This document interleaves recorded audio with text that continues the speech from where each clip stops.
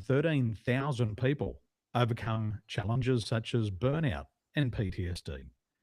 Today, he's here to share insights on how to become a better leader. Please welcome Christoffel Sneijders. Thanks for joining us. Thanks for having me, Daniel. It's an honor to be in your show because I know what you're doing and what your mission is. So it's always nice to be with people who share that same mission, how to become a better leader or how to create better leaders. Because I can imagine that people who listen to you actually have something like, if we have better leaders, less toxic leadership, less toxic governments.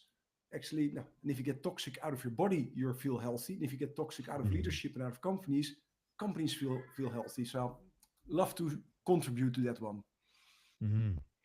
It is a strong call. My friends in Australia are always complaining quite loudly about the leadership of the country. And they say, we need a hero. They say, come back to Australia. I said, I'll leave you stuck with them. I don't Yeah, want them. yeah, You I can know what have. you mean. If you now look, say, worldwide, yeah, um, there are some few strong leaders, and some of them are dictators. Now, some are called dictators, like in the US. But they have one thing in common: at least they make change happen for the good or for the bad. Mm, Now, if you look mm, at Australia, or I live in Europe, and you see the leaders there. Now, I will not use any strong words, but you see actually that they never followed what they studied probably in the old days of leadership.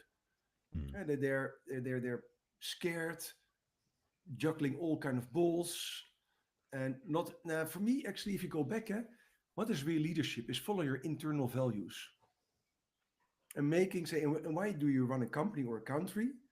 Is not only to make the shareholders happy, but actually to do something good for the people who are your clients, not for the people who work in your company. And those two things somewhere get forgotten. If you see it in governments, if it's now Australia where we both lived, and you see how actually the current government is not supporting actually the people who live in there. Now you had mm, 2 days ago Australia Day, as you know, and then it surprises me, but I'm not an Australian, that people then are in Australia screaming Australians are bub bub bub bub bub bub, and Australia Day is bub bub bub bub bub bub, and I think we let that happen. You have free speech, but on the other hand, those people live there and they're shitting on the plate they are eating from. That doesn't make sense to me. What is the government actually doing about that? mm, And for me, there's something like if you let that happen, and there's for me always a ruling, or in if it's now in education or education your dog or leadership, if you let say things happen that are not in the rules, it will increase. mm, And for me, that you see that happening. So now in a lot of Western countries, you see that things that are not allowed are happening, and people just let it happen, or the government just let it happen. Now, if you see it in companies, it's almost the same. So this is rather strange. So in daring leadership is important, also needed, in my opinion. mm. There's a lot of people with a lot of blinkers on Mm, absolutely. and stiff necks. They don't want to have a look around. But leaders, they need to have their finger on the pulse. Leaders need to be in proximity to the people. And here in Taiwan, with leadership, there's a very close proximity to power. So if the leaders say jump, we will say, how high? Yeah. Where in Australia, if the leaders say jump, everybody says, oh, fuck you. I'm Yes. not going to jump because I've got rights or I've got this problem or I've been diagnosed with that. And you can't tell me to jump. Yes. And who do you think you it's are a, to tell me to it's a, jump? Yes. And all those kind of yeah, discussions. Yes. It's a little bit the and it's a same in. very, You see the same in some European countries. You see the same. yeah. That now actually, if you think about the leadership, what is actually strange in my opinion, maybe we can discuss if they're right or wrong. But in America, the ICE border police likes to get out illegal people, people who illegally came into the country, and now civilians are actually attacking the federal agents and ICE because they're Mm, actually doing their job. And for me, it's something like, what's happening here? And it's the same as now you say in Australia, where they put two fingers on, we don't jump. mm, But somewhere, individual thinks, I am writing the law because I'm allowed to write the law. And democracy, power of the majority, somewhere disappears. And then the elective power of one. in an, I don't know how it's with you, but the self-reflection from actually what I'm doing now, how does it contribute to the bigger community, is somewhere lost. Mm. Well, a lot of these leaders, one of the beliefs I have about leadership is the ability to get followers. Yeah. But a lot of these leaders have not done a thing to get any follows. No. It's an assumed position, and they've got there not through performance, but through politics. Yeah. And so they're put in a position of perceived power, and people are told to follow this leader. But the people don't want to follow those leaders, and they didn't get there through performance. And I think people are starting to wake up to this. In the 1980s in Australia, when we would go to an athletics carnival, we would get a reward if we came first, second, or third, and it was based on performance. Yes. In the 90s and 2000s, people got an award for going to the sports carnival for doing nothing. And I'm here. Yeah. they were rewarded for showing up. No, showing up is not an action. Showing up is an activity, and you've done nothing. You don't deserve anything until you produce a result. Yeah. Speaking in business specifically, you've got to produce a result, and in every business requires sales. And if you bring in business, you get rewarded. Yeah. But if you don't bring in business, there's no reward. But they believe that they should just get paid for sitting around. But it's not how it works. And that's a systemic problem. Yeah. It was trained into them. And now we're dealing with it generations later. But But the yes, you're leaders have right. got to change it. They're gonna be the ones who say, no, we need to get evaluated on performance as well. I mean, you're so right. I love sports, and you also love sports. So I'm a swimmer. You're above the water with your wakeboarding. Okay. But if you look at sports, if the leaders from now would be sport coaches, I there's a rough cast. I think 75% will be sacked after a couple of games because they don't perform. They And wouldn't probably the make a players season. in the field who are now protesting what you said, that I'm not following your orders, would probably be on the bench or outside the stadium right away.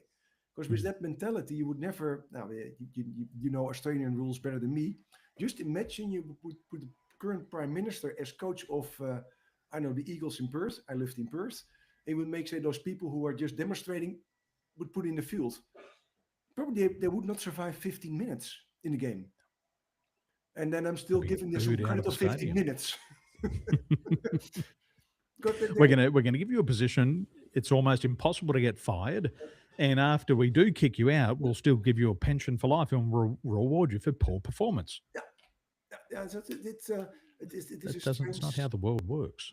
No, so in that part, my dad, who was actually a socialist, but really from the old ways, so I would say the good ways, 50 years ago, he always said, although I'm a socialist, yeah, if you do something, what you say, if you do something and produce something, you get rewarded.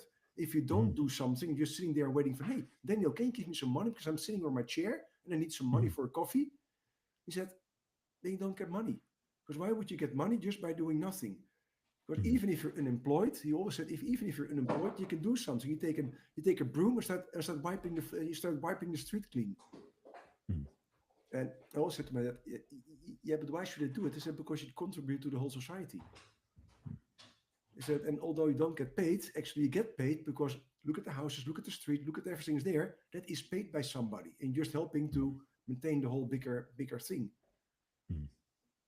And The I saw it in contributions and action. yeah, and I saw it in the Netherlands. We had in the Netherlands snow 1 month ago, and in the old days, I almost talk like granddad is talking, when then people were cleaning out their own street and their own pavement if there was snow, and so people would not Mm. break their legs or something else.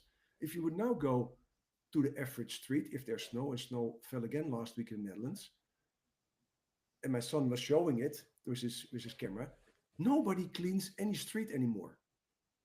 They just complain and let it happen. And then we talk about responsibility by yourself for the bigger community. It's not happening. And you know, John F. Kennedy, he had multiple famous sentences. One of his sentences was, don't ask what the government can do for you, but ask what you can do for the government. Or he said actually the country, don't ask what your country can do for you, ask what you can do for the country. And I think that accountability where we're talking about, Daniel, is somewhere missing. When you talk about what's happening in Australia, I say about Europe. It is for me, the personal accountability of people is somewhere gone. They don't feel that a coin, and just having a coin here, has two sides anymore. Everybody likes one side, give me money. But nobody says, hey, but there's another side of the coin. They only like to have this side of the coin. And the accountability is gone. If you then bring it back to leaders, and say, I train leadership, I coach leadership just like you. What is the most difficult thing to do a realignment session? To really speak honestly and openly to their employees what they are missing and what they should improve. Because if they have to do so, many say, yeah, I ask HR to do it, or I ask somebody else to do it, or probably they know. And for me, if you can say the good things to your employee, you should also be able to say the improvement things for your employee. And what you see is that most leaders have somewhere an issue is really saying, what should you be improved? And by the way, this is where we keep you accountable for, and this is what you have to do. We just say, not just showing up on the field and get a prize, but really start bringing in some business and get a prize. And I don't know how your perception is because you live in Taiwan, but if I see it, say, now I live in Spain, the accountability is somewhere pushed out of people. And I'm almost sometimes wondering, is government doing that now on purpose so they get more power and just get everybody's just sitting there and waiting until an order is happening? Or is there just really, we just chose the wrong leaders? I don't know the answer. Maybe you have an insight, Daniel. Well, in Taiwan, there's not much of a safety net. So if you don't work, you don't eat. And if you don't work, it's an attitude problem. Because here, everybody can work. There's people here in Taiwan who will clean the streets. They'll get the plastic, they'll get the cardboard, they'll get the cans, they'll get the glass, and they'll take it down to the recycling center and they get paid. So there's a saying here in Taiwan that you'll never be looked down upon if you have money, which means it doesn't matter what you do for work. As long as you got money, people will respect you. So they've removed the safety net here, and the safety net falls on predominantly to the family.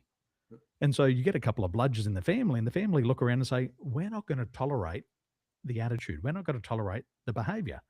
You've got a brain, you got a heart, you got a gut, go to work. Yeah, and it doesn't matter what you do. Your feet, do something. It doesn't matter what you do. You've got to contribute. There's no freeloading. So we've got a really good system here. So I walk down the street. There might be 3 to 4 homeless people in my area, and there's hundreds of thousands of people here. But all of the areas they live are spotlessly clean. There's one guy who lives on the corner, and he's been homeless for 2 years. He chooses to be there. His whole area is swept clean of leaves. There's no rubbish. And every time you go past, he gives you a blessing. And I think to myself, I don't mind him living on the street. It's clean. He's polite. And it's safe. So even he's contributed. He gets, say, money for the cleaning up and all those kind of things. Nope. Does it himself. He goes and recycles and chooses to live there. Feeds himself, and there's no handout. Okay. He's there by choice. No, but he gets, say, based on what he does, his activities, he gets, say, somewhere paid by bringing it to the recycle center or all those kind of things. Yep. He just does it all himself. They'll go to the bins, and there's very little rubbish in my area and across the whole Taiwan because people are rewarded for the recycling. So the people who might not be as gifted and talented as others, they can even do the basic jobs. Even here at our petrol stations. At the petrol station, they'll often have gifted people who might have had a brain injury or some type of disability, but they can work at the car wash and they're happy to go to work. They wash the car, they smile, they're happy to be there. Yeah, so they're adding value, they're contributing. Yeah, it makes sense if you say, now you're right, if you look, say, now, in the States where you're homeless, now people, the only thing they do actually is the opposite, is pollute. And if you go to Australia, I lived in Perth, the homeless people, I still remember that I'm Dutch, so I had my bike, I put my bike in front of a store, and I left my water bottle in there. Before I even was entering in the store, say, a homeless person was stealing my water bottle. By the way, he put it in his mouth, so I even didn't want to have it back anymore. I thought, don't go for those germs, but it's actually the opposite world around. Mm. And it makes sense. Okay, I will not say removing all the safety nets is the best solution, but it creates an urgency. I have to contribute. And what you say actually extremely important. When you talk about leadership, everybody is respected and appreciated for the contribution they do. They're not being looked upon or looked down upon if you don't are not a CEO. If you Mm. contribute, you're appreciated. And I think that's Yep. something we miss in the current leadership, if now in the countries or in companies. You are appreciated for your contribution. Mm. And if you look at companies, especially in the States, where the CEO earns 25 million and a normal worker the minimum salary of €9, you see also that the distance becomes really huge. Because what's the Mm. contribution then? How can somebody contribute? How can somebody say, I contribute 25 million to a company? Or even worse. It makes sense what you're saying. The contribution part is there. And The other thing they have, which comes back to what you were saying before, it's people have personal values here in Taiwan. And 95% of the people are Buddhist and they believe that there's an yeah, afterlife. So they're not just working for this lifetime, yeah, they're also working for the next lifetime. yeah, And that's very important in Buddhism. yeah, yeah, and And so when they interact with people, yes, you might be the CEO, yes, you might be the general manager, but we still have a soul and we're respected and we're worthy as individuals. yeah, But we also have a lot of personal pride. And the rules are pretty strict here in Taiwan. They're tough on drugs. I know. And if you bring in drugs or you try to sell drugs, they will catch you and they will put you in jail. For a And long they time. still have the death penalty here. Hasn't been used for a long time, but people know it. So it's a really good deterrent. And they don't muck around. They're very good at naming and shaming. So because face is so important here, your values, your family name. If you commit a crime, you will be dishonored publicly. And so people look at that and go, I don't want that. I don't want to bring shame Yeah. to myself. I What don't does want to that bring mean? shame on my family. So I'll do the right thing. And it seems very primitive to a lot of other people, but it works. The It is. taxes are low. The safety is high. You feel safe when you walk down the streets, and it's very different to anywhere else. That makes sense if you bring it back to. I don't know if you know Victor Frankl, the person who Man's wrote. search for meaning. Absolutely. He says there are three things that gives a purpose in life. The first is by creating a work or doing a deed, doing something significant. Now, we just spoke about that the significance of if it's now cleaning the street or running a company, you do something significant. So it gives a purpose. The second one is by experiencing something or encountering somebody in words. Can be in love, caring for another person. You hear now what you just said, the caring actually for your own face, for your family, the Buddhism, your afterlife. And the third one is actually what you say. The third avenue to meaning is courage in difficult times. And what you actually now also shared about the persons who have maybe a disability and still are cleaning the cars or are cleaning the cars in the petrol station. eh, That is courage in difficult times because they experience difficult times, the same as the person who Mhm. lives on the street, and instead of courage to move on and to do the best they can. And so if you look at what you just shared, they tick the three boxes of Viktor Frankl. And if you think in my science part of the three brains, it also makes sense. The Mhm. gut feels good enough to be self-supportive. The heart feels connected with the people around them because they give you a little Buddhism praise if you walk the street. So they feel connected with each other, and you will not swear at the guy, but you will also give him love or attention back. Mm. As I feel connected, and the head knows, hey, I'm doing something useful, and I know it makes sense to do this. It makes sense to do this. And so also on a biological level, you tick all the three boxes. And also the gut knows, hey, if I'm stepping out of the rules, out of the lines, there will be punishment. And that also makes sense in the survival meaning. I have a dog, and then my dog is extremely well trained. And some people say, "Oh, you're tough to your dog." And I say, "Did you ever see how a pack of wolves or dogs live together and how they organize their system. It's not only goody, positive reinforcement.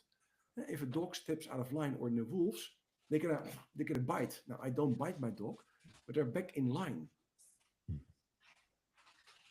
And still all the dogs or wolves start their morning by cuddling each other and giving connection to each other. Now, if that brings us to our humans, you see the same are happening.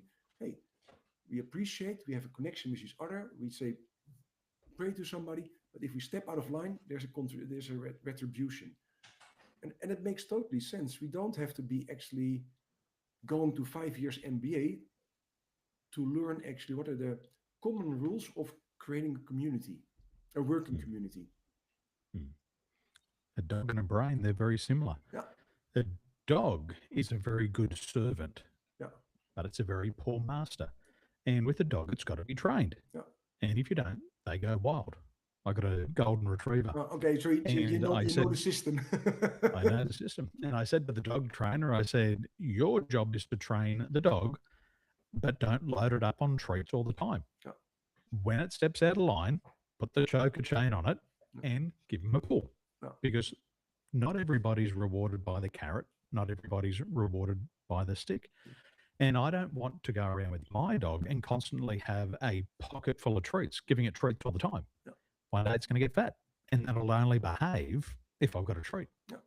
But if I do a little bit of both and I pull that choker chain when it needs it, it knows who's the boss. And it's like the brain as well. A lot of people are born with a brain, some without, I'm sure, but nobody gets a blueprint. Yep. But once you understand how the brain works, you realize the brain is an excellent servant. The brain goes in a direction, but it's got to be shown the right direction. And the same thing as humans reward or punish. And it's a little bit different for others. There's one really good author in America. His name's Grant Cardone, and he's created a lot of success for himself. But he's an away from motivated person. He's motivated by the stick. And he tells his people, I wake up every morning and imagine that I'm broke. Yeah. And so now thousands of people are like, I've got to wake up in the morning and think that I'm broke. No, that might not work for you. It might be different for you. Your combination is going to be slightly different. But like the dog, the brain has to be trained. Absolutely. And it's got to go in the right directions. And everybody's had that 2:00 wake up in the morning where the brain is controlling you. The brain has taken over your sleep. It's running the body and you've lost control. You try to count sheep. Biologically wise, it's the other way around. Your mind is never in control. Almost never. Even because, and when I say to people, oh, wow, that's not true. I said, just imagine doing meditation. How many thoughts pop into you? So if you do meditation, the mind should be in control. So how is it possible that the mind, that thoughts pop in? Because actually your heart and your gut, who have memory, push up the unresolved issues you have somewhere. And issues is a big word. And so that makes it interesting. The liver. Yeah, the liver wants heart, to process the gut system. Anger. Yeah. Between 1 and 3 in the morning, it wants to process anger and frustration. And that wakes you up. But you've got to know how to control not just one brain, all of them. Yeah, all of them. And that's what you see if you think about, say, the educational system. Our gut brain biologically is the survivor, but everything is underneath your abdomen. So you have to train it in survival, in achievements, but also say, hey, what is not allowed? Yeah? What are the rules? And I can imagine what you said about that American. Fear is the biggest motivator, because if you have 1 million on one side, on the other side, your hand will be pushed into the fire. People will choose to get their hand out of the fire instead of 1 million. Fear is the biggest motivator because it's survival connected. Long term, it does not work. To think every morning I'm broke creates massive cortisol, epinephrine, testosterone, adrenaline. Yes, it makes you run like hell, but your inner system is not healthy. And so that's why I say you need to balance in that part. And the funny part is, if you think about sports, what I love all sportsmen and sportswomen have a massive passion for their sports. Otherwise, you don't train 8 hours a day. And that is actually heart bound. And the passion is in the heart. The love for the sports, the love for what you do, helps you to push you through those little limits from, after 4 hours, I don't like the sport, I don't like to train anymore. And so you need the gut for the energy, but your heart actually for the passion to achieve something. in your head, yes, you need that logic to make the logical steps. So you're so right in that. So if you think about leadership, it is the same. Hey, what's the passion you like to bring out? And what we call then, what Simnia calls the why. Yeah. Why do you really wake up in the morning? How can you contribute to your people, to your clients, to the community you serve? Your gut gives you all the energy to do so. It sends out the cortisol and the adrenaline and the testosterone and all the kind of other things, dopamine. In your head, you just have to think, okay, what's first, what's seconds, what is the logical process? And then it will happen at the end. But yes, you see the same with dogs or with kids or with leaders, in my opinion. Mm. And the funny part is, you know it, but how many leaders are actually aware about, say, the combination that their body is actually part of their leadership? Very few, unfortunately, very few. There's been a lot of talk about passion over the years, and I Yeah. think Simon Sinek really brought it to the surface with his book. Yeah. And start with why. But a lot of people, the why is so logical. Yeah. They never get into the heart of it. Yeah. And I think this is, for me, I had an experience years ago, and somebody asked me, "Why do you do what you do?" And I told them I did what I do, and they said, "Well, that's not a good enough why." I was like, "Okay, interesting." That was my why, Yeah. and sometimes people think it has to be this big mission and vision and purpose and 7 billion on Yeah. the planet. Yeah. My why is I'm just really fucking good at what I do. Yeah. And that's why I do it. Yeah. And some of us have God given gifts and we find it Yeah. early on in our life. And we don't have to have this long winded why. No. If you love it, if it turns you on and it's your God given gift, that's all that matters. But a lot of people still haven't got to that point where they can articulate the why. In your book, in your work on the three brains, why is it hard for people to articulate that why? What you actually say, one, there's a judgment from, okay, it has to be now huge and spiritual and connecting, and it has to be now almost like a little Jesus or Gandhi on the world. Mm, And secondly, what we said, most people are not really listening to their inner voices. We say, mm, a lot of people say, just follow your heart, just follow your gut. If I train leaders or coaches and I ask, hey, who said of you to one of your clients or people, follow your heart? And everybody raise their hands. Okay, what is the criteria when you say that? So where should the heart decide on? Then there's a huge silence, and then somebody says, emotions. Is it okay? And which emotions? How do you mean? So now you have love, hate, disgust, rage, lust. Which emotions do you then give as a criteria? And you see people are getting totally confused. From, okay, but up. And if I ask them the same as you, what is your deeper passion? People don't listen to their inside mm, voice. Like it took beautiful Buddha, according to the scripts, not only 3 years sitting in Indonesia tree, but before that he did also many travels to get actually to the place to listen to yourself. If you listen to Edgar Tolle, the nowadays person, it takes mm, a massive insight also really to start listening to your inner voice, because you have to take time. It's not only meditation, but really, in my opinion, to be vulnerable and open. What is actually my inner passion? And what you said actually so beautifully, and that's why I think it also works. You said something beautiful about Taiwan. The person who lives on the street is just cleaning up his little place, and he found actually his purpose in that. And he's mm, okay with that. He's appreciated. mm. But just imagine go to the Western world and say, I'm homeless. I live on the street in the corner. It's my own choice, and my contribution to the world is cleaning up the street. How many praise would you get, and how many judgments would you get? I'll be looking down the nose. Yes, absolutely. Well, people here, in my opinion, have a lot of judgment of what should be your purpose. Mm, You see it also when people say, I just like to be a houseman or a housewife. I just like to take care of the kids. It's not good enough. Eh? When you set your purpose, people say there's not a real why. So there's a lot mm, of judgments where the real why should be listening to. So people also, when they get that insight, they hear all the judgments where that's not good enough. mm, Because you say, I have a gift and I'm good in that. And that's why I love to do it. mm, That's a beautiful purpose. mm, But for a lot of people, that's not good enough. So really dare to listen to yourself is one. And secondly, not being afraid or just accept that people will judge you in the Western world for that. And that's different. And yes, also in our educational system, people are, now, what is successful in America? A lot of money, a lot of status. If you look then, if it's not Tony Robbins or somewhere else, if you look at Pavlov, status and money is actually step 3 in the whole Pavlov pyramid. And you all come to the top. It's something like contribution and part of a community, the heart sentence.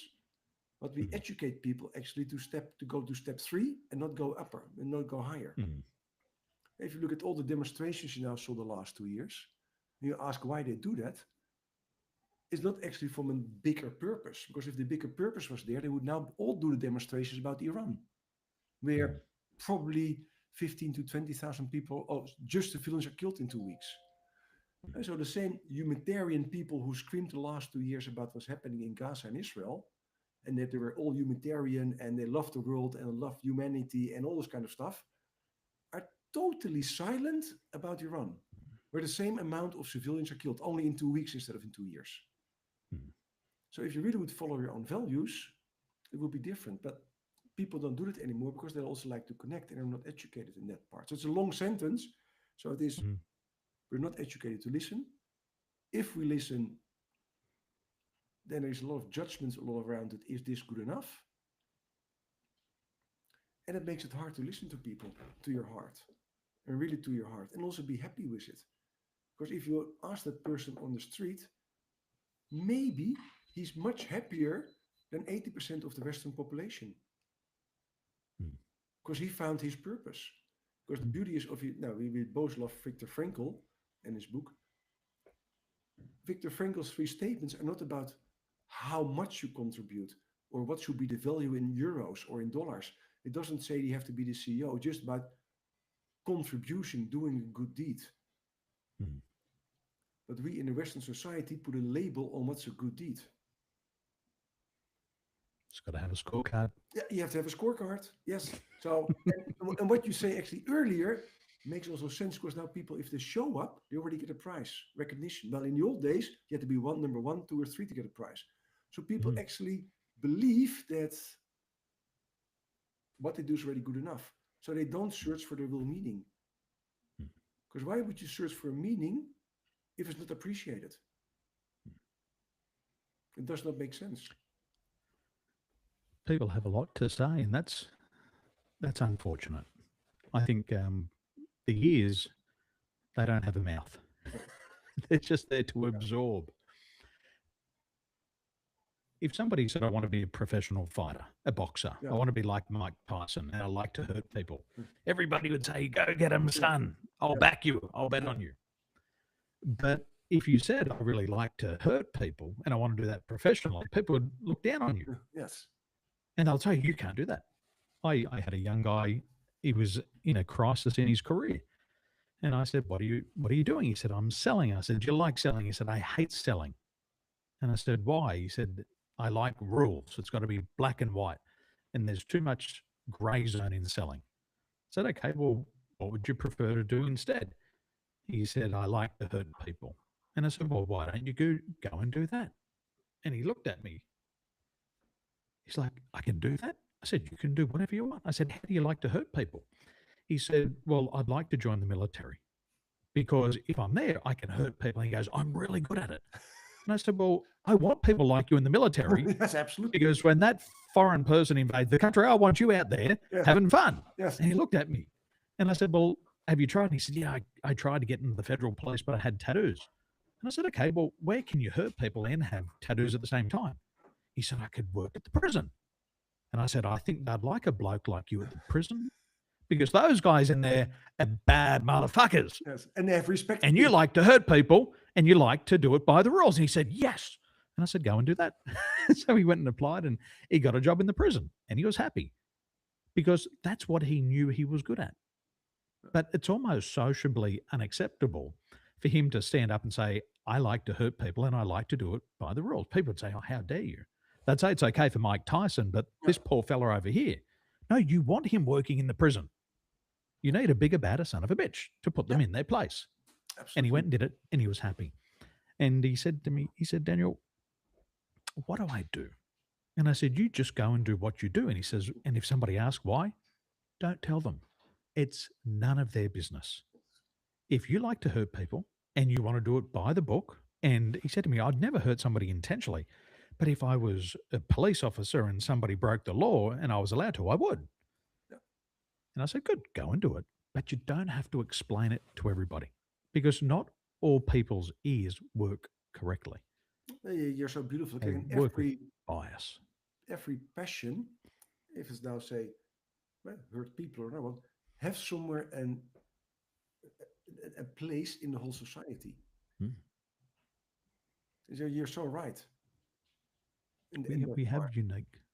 And We have it is the reframing where does those skills fit? mm, all of us are born with a unique set of characteristics. And when we're younger, there's things that we're automatically drawn Yeah. to. And from my experience, I liked to help people. And Yeah. my mum said to me once, Daniel, why are you giving half of your pocket money away to the Salvation Army? The response was, I like to help people. Now, for me, whenever I helped people, I always felt good. And as soon as I felt good internally, I wasn't watching the clock. I wasn't looking at the paycheck. Time stood still. And I was doing something that I loved that made my heart sing. Yeah. And every time I did that, I felt good. And it didn't matter what it was. But as soon as I left that path and did something that wasn't aligned, that the body quickly said, Daniel, this feels bad. This isn't Yeah. aligned to what you like to do. But every time I got back on that path, Yeah. and I think everybody's had that situation. It might be they're at school and they pick up a musical instrument and they say, I could play this forever. Yeah. I would play it even if I didn't have to. Yeah. I'd play it even if I didn't get paid to. They're the things that you should do. Yeah, absolutely. And don't do something because it just makes sense. And It's not then about you that. It's come back about to a what it why. Then you come makes back to you the feel. passion part. Mm, Sorry to interrupt. That's actually beautifully said. Then you come back to the passion part from hey, what you love to do. People, if they love to draw, love to read, love to play an instrument, or just like to help people, or like, of course, we could make now a joke. If you like to lie, become a politician, but we will not say that. and get handsomely paid. Yeah, But you get it also takes guts, doesn't it? yeah, Like it's one thing to have a passion, yeah, and all of us can find something we're passionate about, but it takes guts to actually do it yeah, and even do it when it doesn't make sense to do it yeah, because it's not logical. yeah. It's illogical, and that's okay. Yeah, But we need guts. it is, and it is the funny part. So that's why I love, say, Victor Frankl's and his insights. And when he wrote about the concentration camps, because in the concentration camps, he had actually said almost you had two kind of people. There were more, but say to make it better, one who were say actually almost joining the crazy Germans and became capos, and it became even more ruthless than almost the Germans. And said, and other people were helping people in the camps and even sharing their own food with other people. And he said, so the beauty is you can always make a choice in a circumstance. You can choose for left or go for right. And they all choose now, but what fits me the best. And of course, later on, we can judge what is better or worse, but it's actually following what is really deep inside you. And the beauty is what you did with the person who now works in the prison is actually guiding them. Hey, you have an inside driver, passion. How can you actually use that for the good? Mm. And if you can bring that internal driver for the good, you do something amazing. Now, in the concentration camps, it was not happening because that energy that people put to become a capo, they could have put, say, in doing something good for all the people who were in the camps. But it is somewhere where can you put your inner passion for serving the whole community, the whole company. Mm. And then it's interesting if you think about leaders again, about companies. If you look at the average appraisal session at the end of the year, it's almost to start crying about. Now, almost it is to cry about to make it. Because if you see how people are developed or are promoted or are guided in their past to do the best they can, it's almost it is almost incredible to see how it's happening in many companies. how they really waste the qualities of people, and they don't dare actually, what you did, to dare the brave question, what is really a deep passion? And how could you use it for the better good of this company, of this country, of this community? What you actually did with that guy. Because if you would really have that brutal, honest conversation, then you would hear things that maybe don't fit in your right away spectrum, but we could bring, say, beautiful good. And that's rather interesting to see what, say, is lacking in a lot of leadership. What you said, you need the courage, the bravery to have the uncomfortable conversations. And I don't know if you ever heard about the 5 dysfunctions of the team. That's a book and are popular. And the second one is actually um, the fear of conflict. Mm-hmm. And what he means with it is actually dare to speak out and dare actually to get everybody's insight in people. And when I'm training it with people or bring it in the leadership courses, it is also remarkable how many people don't dare to speak out in teams or really speak out what they find or what they like or don't like. It's for me something like if we really would start raising our community worldwide, is daring to speak out without right away insulting somebody, but to dare to speak out, these are my needs, these are my passions, this is what I want. I know you want something different. How can we make that happen? I'm not saying you are doing wrong, but hey, but my needs are different. And if you then say, what's the solution? I don't know if you ever heard of nonviolent communication from Marshall Rosenberg. And besides the 3 brains, he always talks about what do you need? And what are your deeper needs? So what's your deeper passion? If you think about the 3 brains, that's actually what you did with the guy in prison. What are his deep needs? Hey, his deep needs in the gut brain are something. I like to hurt somebody. I like to bring people back in their place. Okay, so what can we find? How can we find you a role that fits that inner need of you, that inner need? And your inner need, and I can right away say hi to that. We have an inner need also from the heart to help people, to make something better, and to give something more than maybe we get paid for. And don't cry about it later on, but we know, hey, the person is happy, so we did something good, and we can walk away with a smile. I did a coaching session with somebody, and after 1 hour, the person, I think the time is up. And I said, okay, but we're still busy with this thing. Would you like to continue? I said, but I don't know if I can pay you for that. I said, I didn't ask if you would pay me for that. I said, I asked you, do you like to continue? He said, yes, I would, but I said, no, your butt can stay in your pants. Do you like it? I said, then we just take half an hour more and we just finish what we're talking about. I said, would you do that? I said, I just said yes to that. I think I proposed it to you. We did it half hour extra. We didn't send an invoice for it. The person is totally happy. And I shared with somebody else and he said, Chris, that's not good for your business.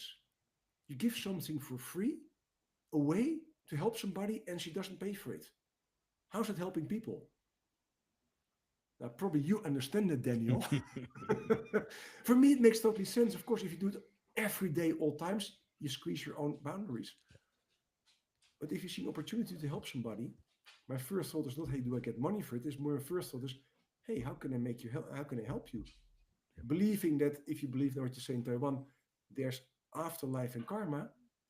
If you send out the good will somewhere bounce back. Even if you believe in quantum physics, it will do.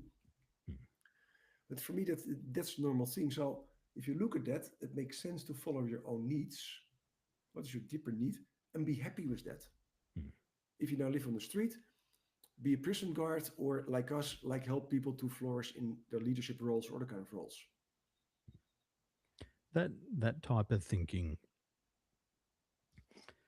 it works in some businesses, but it's temporary.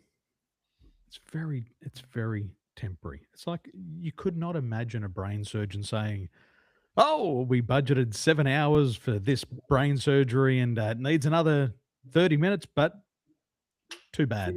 Let's just sew it up and get on with it. No, it doesn't happen. And that's not luckily. It's not how the world works. It's short term. But if you want to be in business for life and you want customers for life, those are the things you do. And you've got to do it out of love, especially if you're in the people helping business. You can't always be watching the clock. You can't always be looking at the dollar figure. You got to look at where is the client in the process of transformation, yeah, and you don't want to pull the plug too early. It doesn't work. And what I believe is if you do a really good job in anything, whether it be coaching or any other service business, the word quickly gets around that you get the job done. yeah. You've made a contribution. And once you've made that contribution, the referrals and the introductions follow. But if you only just get the job done and there's nothing spectacular, you don't earn the referral, you don't earn the introduction. Like Yeah, my golden retriever here. He knows his job's to give me love, and he comes and gives me love all day. He's always on the clock. yeah, but you're right. There are written books about the reciprocity. You get back what you send out, and then Mm, you had in the old days the book where the secret where you just ask and don't give. But it makes sense because the energy, if you now make it say from three brains to energy wise, we are all energy at the end. And what kind of energy do you send, and what kind of energy will bounce back? Because if you think about the magnet, there's the north and the south pole, it attracts actually what it sends out. mm, So if you send out, say, positivity and connection and love and helping others, if even if it's in the sales business, it will come back. Because even in sales, or maybe especially in sales, if you help your clients, they will come back, they will refer you, and they will help you. It's not always asking, hey, can you pay me upfront and can you pay me extra? mm, It is somewhere that what they say in old days, one hand washes the other hand. And of course, there are always people who like to take benefit from you. And so some people will use it and just, and in my words, the real gut brain dominant persons where the heart is almost not available. Yes, if you give them, they're just one big black hole. They just suck all the energy out of you. If it's down in relationships or whatever. The real narcissistic personality types, if you dare give, they just love it and they take more and more and more. They don't give back. That's narcissist. But if you skip the narcissist out of this world, then the concept we just share works everywhere. mm, The only thing that you have to have a radar on, and that sometimes happens only after the first time, is the person narcissist or is it actually gut brain person? And there's an extreme, and I know you're the voice whisperer.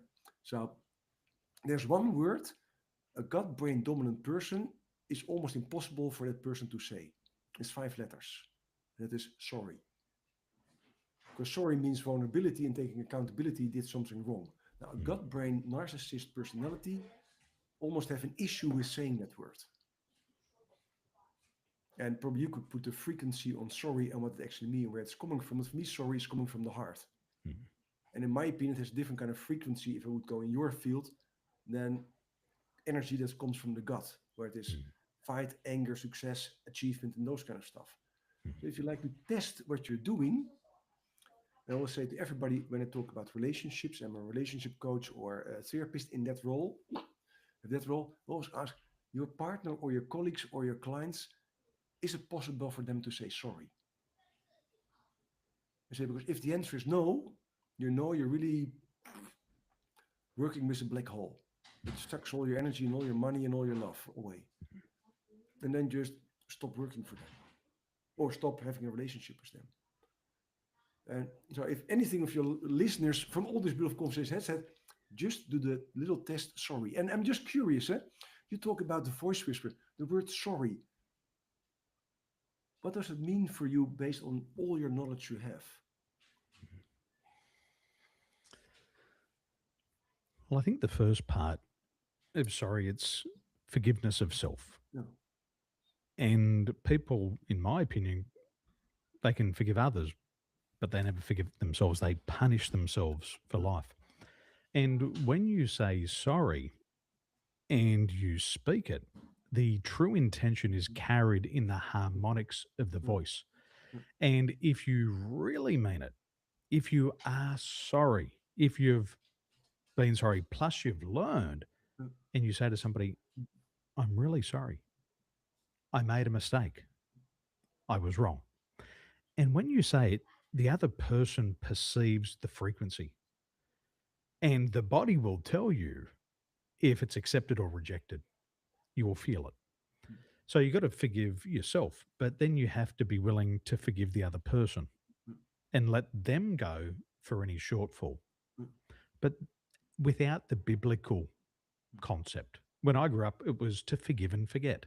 Yeah. And that was the biblical concept. But the problem with forgiving and forgetting from a hypnotic perspective, if we remove that memory, we've never had that experience and we keep repeating the same experience over and over again.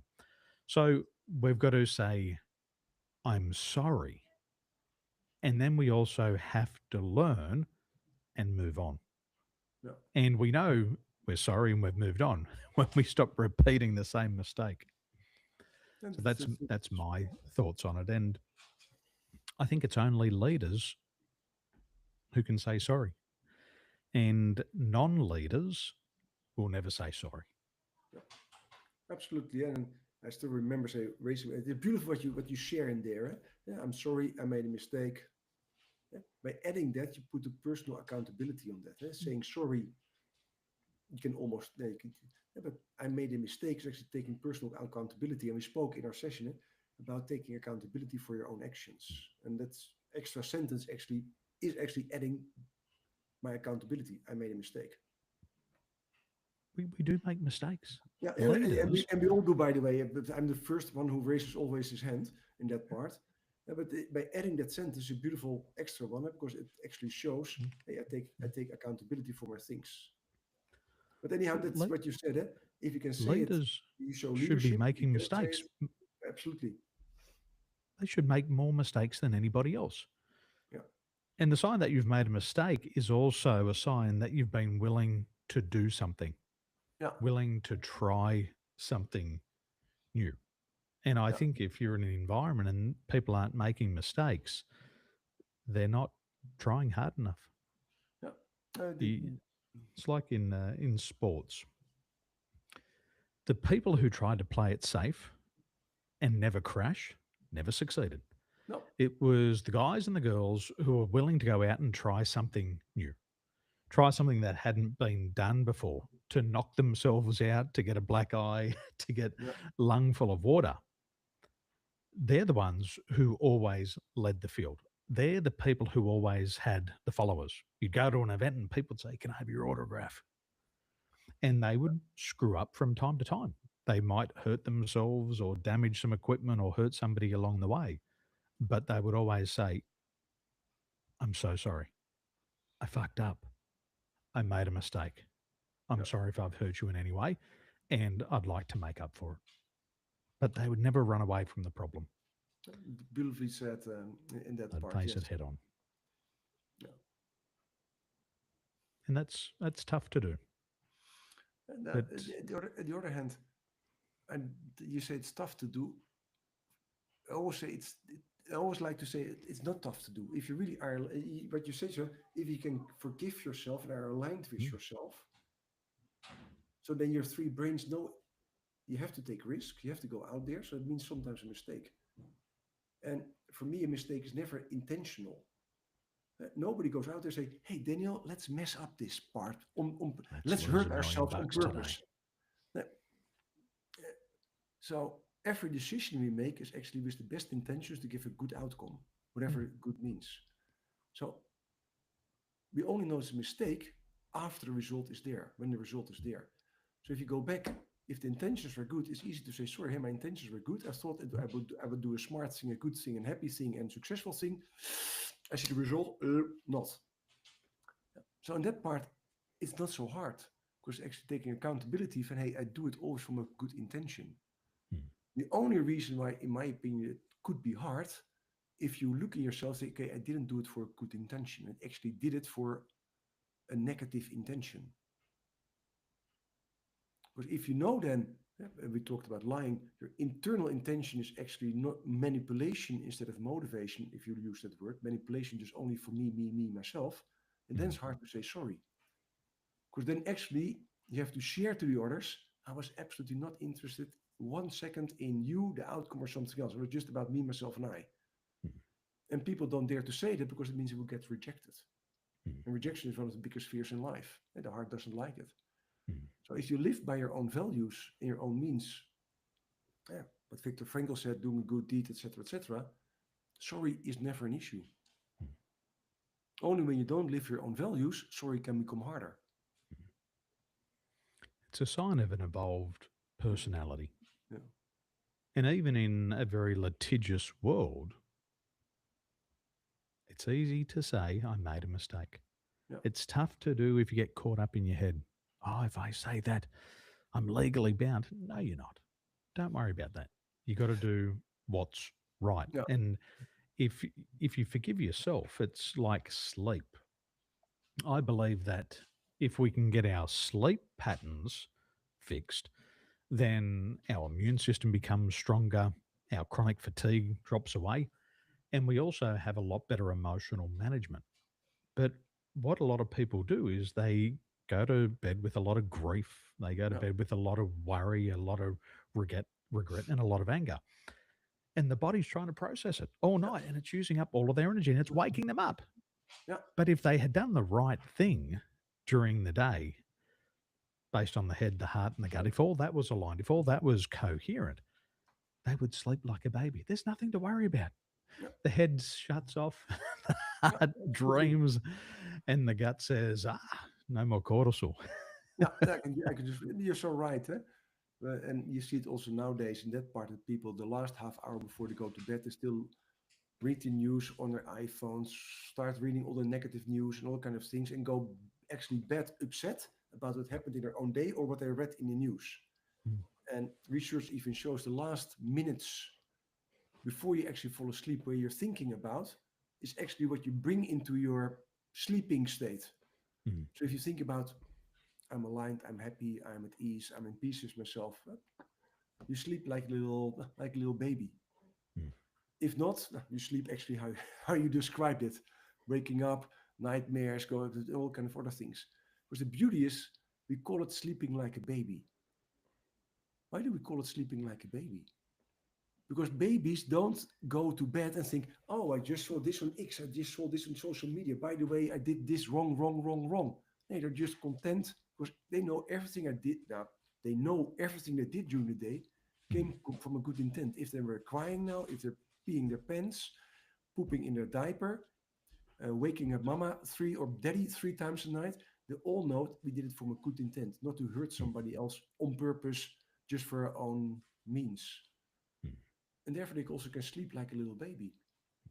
And in that part, we can learn massively from little babies how they live their life. And what happens when we tell little lies? Yeah, We all know it. Might be a yeah, little white lie, yeah, but you tell a couple of those during the day and you think about it yeah, over and over and over and again. And I remember many years ago when my grandfather was alive, he said, you can trust a thief, but you can never trust a liar. yes, absolutely.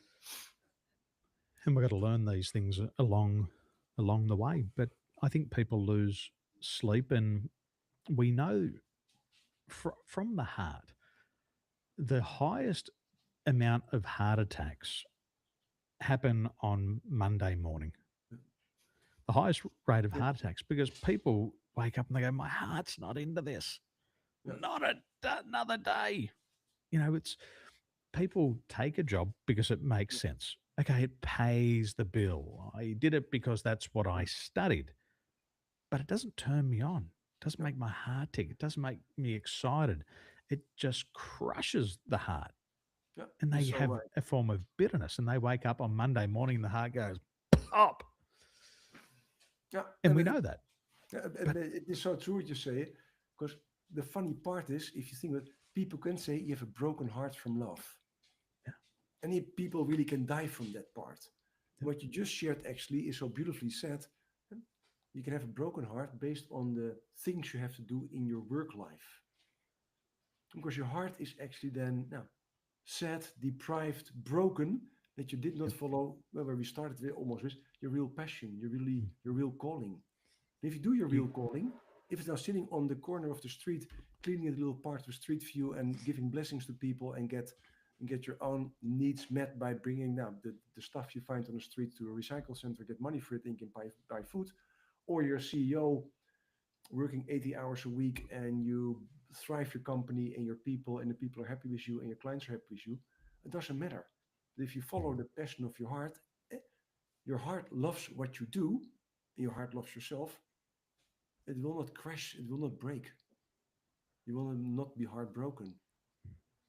The Like, heart grieves. yeah, I've been through that when after I worked with Emirates Airline, I loved my career, but I had to move on. And I grieved the loss of the career. It hurt my heart. I could feel it.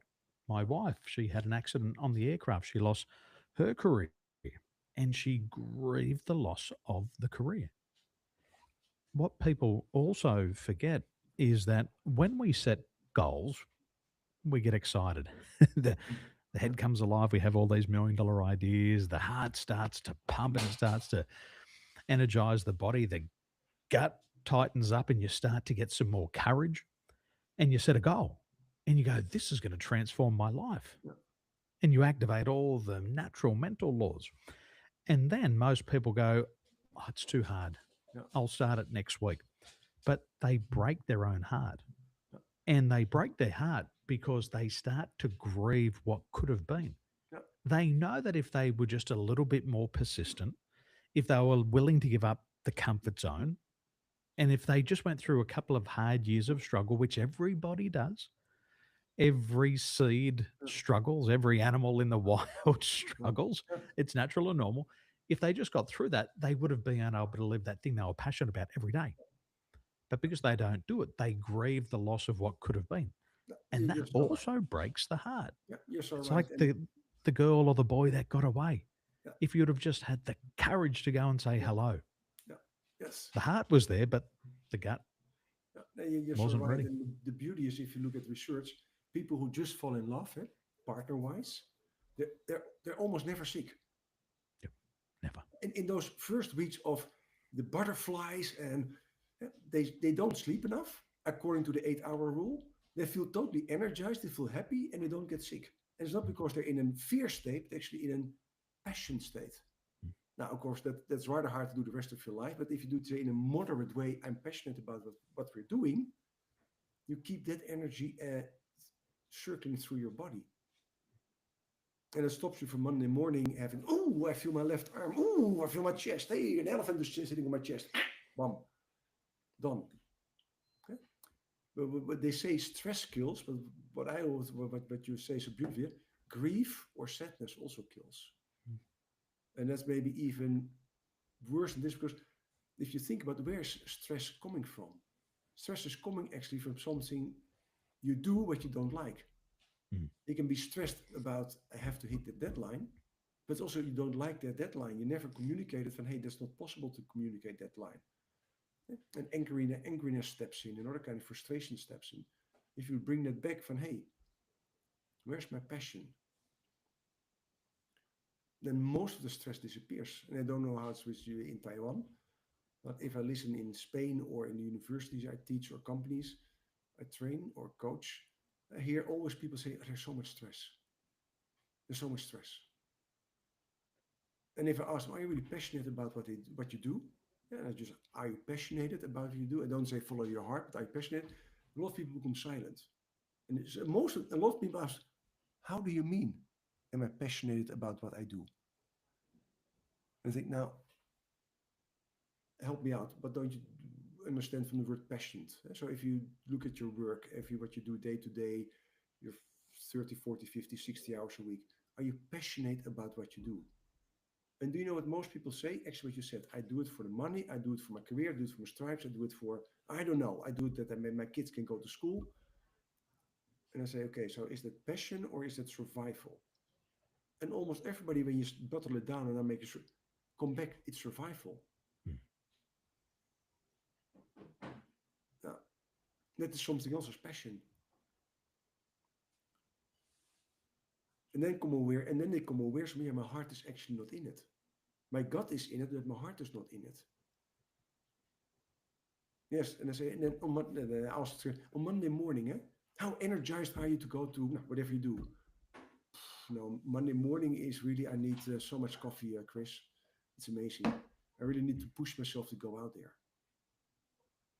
Now, I also know that sometimes I don't like to wake up, especially in the winter, because I don't like the winters are cold. That's more, say, a natural effect. Mm.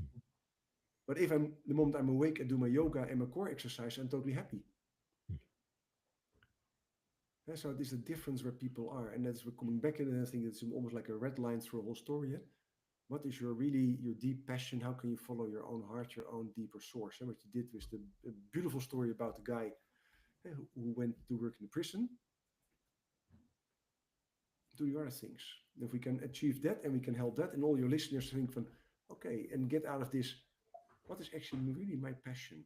And how could I bring my passion into a way that contributes my beloved ones, my family, my company, my country, my whatever's, be part of the community, Mm. doing a good deed, as Victor Frankl said, so much more beautiful leadership and life we had in this world. And it doesn't have to be sunshine and lollipops every day. Yep. That's the illusion. Yes. If you look at every athlete, every swimmer, I would get down to the pools when I was younger, and now they're at 4 o'clock in the morning. Yeah. There wasn't passion and fireworks and flames every day, Nope. but it was part of the journey. And they were there, rain, hail, or shine. In the winter in Sydney, it might be -1, -2, Yeah. but they would still go because at the end of the day, they were doing what they loved. Yeah. And they would get in the pool and they were still enthusiastic about it. And I think that's a very easy way to calibrate on passion is to look at people's level of enthusiasm. Yeah. When you're doing the thing that you love to do, how much enthusiasm is there? Yeah. Like in my business, we have ups, we have down, the market goes left, the market goes right, but it's never affected my level of enthusiasm when I do what I do. Yeah.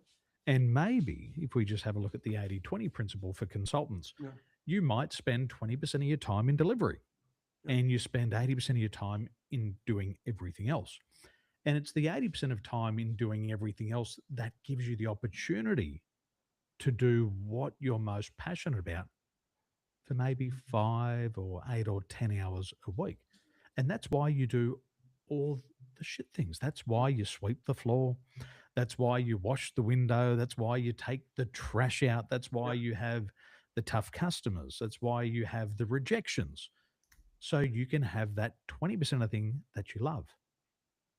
And that's life. The sun is not out all day, every day. It's behind the clouds. The temperature goes up, the temperature goes down. That's life. You're not going to have sunshine and lollipops and highlights like social media every day. And these people who master passion, they do it for a long time. Yeah. And I'm sure everybody's heard the quote from Bruce Lee. I'm not afraid of a man of 10,000 kicks. Yeah. I'm afraid of that man who's practiced one kick 10,000 times. Yes. And there's nothing that anybody can do to shortcut that. No. If you want a brain surgeon and the best brain surgeon in the world, you want the person who's done that thing 10,000 times. Yeah, that specific movement 10,000 times. Over and over and again, because it's your life. And if you're not prepared to do that, then it's probably the wrong thing for you. Yeah. So go and do the thing that you go, you know what, I will do it 10,000 times. Yes, and still get. And as you get really good at doing that one thing, that's when the recognition comes. That's when the reward comes. Yeah. And there's a law called the law of investment. Yeah.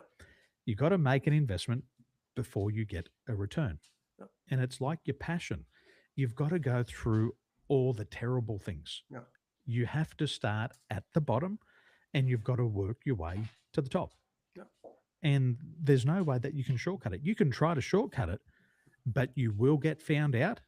And that's what they call imposter syndrome. Yeah. Somebody gets there and they knew they didn't get there by doing the right thing. And now they feel like shit. Yeah. But people who do it the right way, they're full of confidence. And if you've got negative feedback or if you criticize them, they'll say, hey, thanks for the feedback. But it's not going to change anything. I'm going to keep doing what I'm going to do. I'm going to keep hurting people in the prison because that's what I do best. And I've done it 10,000 times. And you're not going to stop me. It makes so much sense you say. Everybody who knows Formula One knows Jos Verstappen, the four times world champion. And last year, when the races went up and down, after one of the races, he went to his little cabin and started to race online for 3 hours. And people said, how can you do that? Because, and actually what he's showing, his deep passion. So after a race Formula One, what is, I think, rather intense, in my opinion, he went to his own paddock, started sitting there and started racing, say, online. Because he does what he loves. And it shows actually the world, maybe that's why he's 4 times world champion, because he really loves he does what he loves. Now, other people come home after the work, like, oh, I'm so happy I'm home. I can take off my clothes and I don't think about it till tomorrow anymore until I have to wake up. And then you think from, yes, that's why you will never be healthy, happy, flourishing, and all this kind of stuff, because you hate what you do. And hate is actually a different kind of emotion. And yes, I love Bruce Lee, and they say, I look at him a lot of times, say, on things, because he mastered that precision. The same as he says, if I get angry or I get, say, pushed up, in the old days I would go. Now I just take silence, I step back and see what's happening. And from there, everything starts evolving again. And that's actually what also happens. He steps out of his anger and starts stepping back, say, in his real passion, what's happening there, and starts succeeding. By the way, I don't know how much time we have, because we're chatting amazingly, but somewhere we have to wrap it up, in my opinion. Well, a couple of final thoughts. For anybody who's got a passion, you've got to also understand your thresholds. And some people love it enough to become a world champion. Some people love it enough to become a national champion. Some people love it enough to be a state champion. And that's your choice. And a world champion is no more worthy than a national champion, nor a state champion. And you've got to live by your rules, because if you set the benchmark and you hit it, you're going to be happy. But if you let somebody else set the benchmark and you don't hit it, you'll feel like you've let them down, and you feel like you've let yourself down. So it comes back to choice. And that's a beautiful one. Actually, internally, attuning to yourself, what is my passion? Like I swim already, I swim already more than 40 years. It's the same as I bike since I was born, almost, being Dutch. Am I Phelps? Do I swim as quick as Phelps? No. Probably still, nowadays, he would swim with one arm faster than I do. Will I beat any cyclist? Probably not.